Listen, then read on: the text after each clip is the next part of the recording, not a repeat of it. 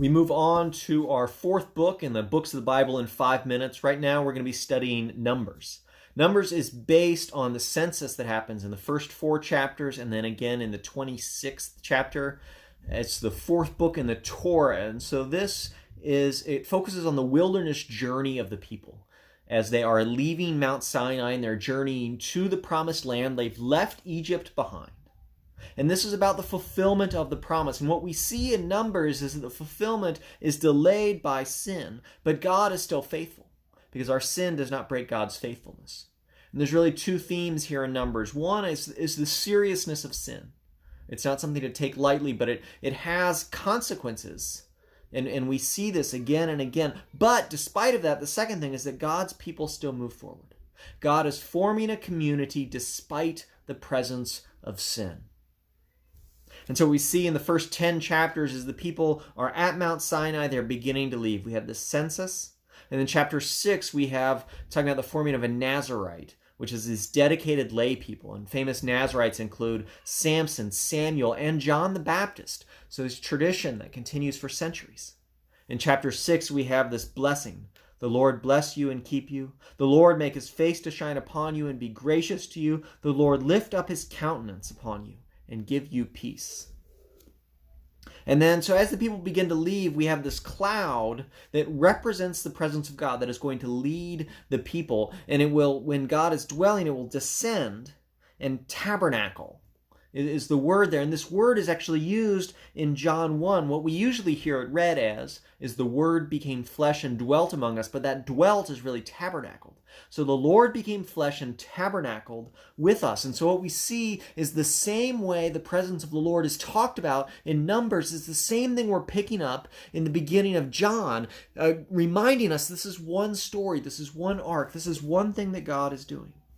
And so as the people leave, what we see over and over again is they complain as they leave Mount Sinai. In chapter 11, they're complaining because they don't have any meat. And so God gets frustrated. He says, I'm going to give you so much meat, you're going to detest it. And they have meat that is literally piled 3 feet high. And then what happens next is that spies are sent into the promised land. And most of them come back and they despair. They say, oh, we're never going to do this. It's too hard. There's too many people. We can't do this. It's impossible. Which then spreads right to the people. But Joshua and Caleb are the 2 spies who come back and they trust in God's plan and they're not afraid. And so they're demonstrating trust. And God is frustrated. The people are despairing. They're not trusting God. And God's ready to start over. But Moses intercedes. Moses convinces God, stick with the Israelites. And talks about the attributes of God. You're slow to anger, abounding in steadfast love. And so this is a reminder to us, right? Remember the attributes of God in challenging times. As a consequence, the people are going to wander for 40 years. And Joshua and Caleb, those 2 faithful spies, are going to be the only 2 who actually enter the promised land. And the people then go on and they try to take it by force and they're defeated, reminding us that we cannot take by force what God is not ready to give us. There's another rebellion in chapter 16, and the leaders of the rebellion are killed, and then atonement is made.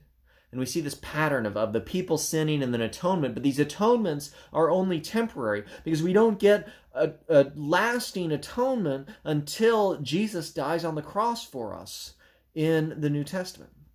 In chapter 20, the people complain. They want to go back to Egypt. Moses strikes this rock to bring forth water. But he does it in such a way to invite punishment. We don't have the whole story. Aaron, Moses' brother, dies. Moses is told he will not be able to enter the promised land because of the way that he did this.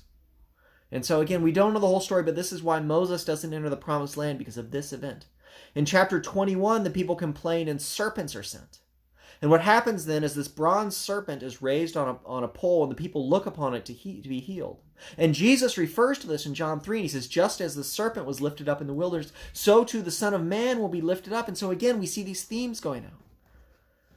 And then one thing that happens in chapter 22 is that the people of Moab are afraid, and so they ask Balaam, this prophet, to curse the Israelites. And Balaam's riding on his donkey, and an angel blocks the way, and the donkey won't go forward. So Balaam is beating the donkey, but the donkey won't go. And finally, the donkey turns around and talks to Balaam.